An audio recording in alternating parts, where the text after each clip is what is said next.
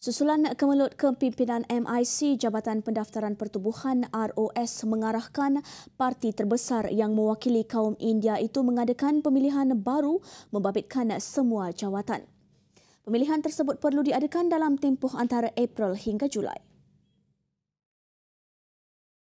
Menteri Dalam Negeri Datuk Seri Dr. Ahmad Zahid Hamidi berkata, pemilihan semula merupakan jalan terbaik bagi memastikan permasalahan yang membelenggu MIC dapat diselesaikan secara menyeluruh.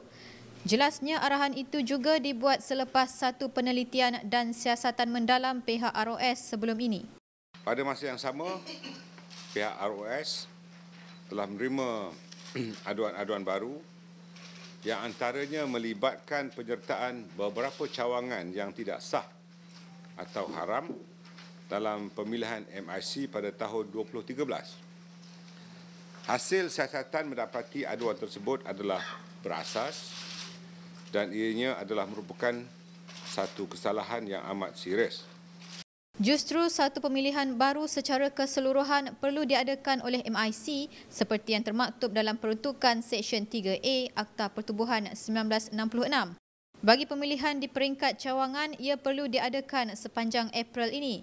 Ia disusuli pemilihan untuk jawatan Presiden pada Mei, pemilihan peringkat bahagian pada Jun dan jawatan timbalan Presiden, jawatan kuasa kerja pusat CWC, naib Presiden serta mesyuarat agung pula hendaklah diadakan pada Julai. Sementara itu, bagi pemilihan peringkat sayap wanita, pemuda, putera dan puteri MIC pula perlu diadakan dalam tempoh dari April hingga Jun.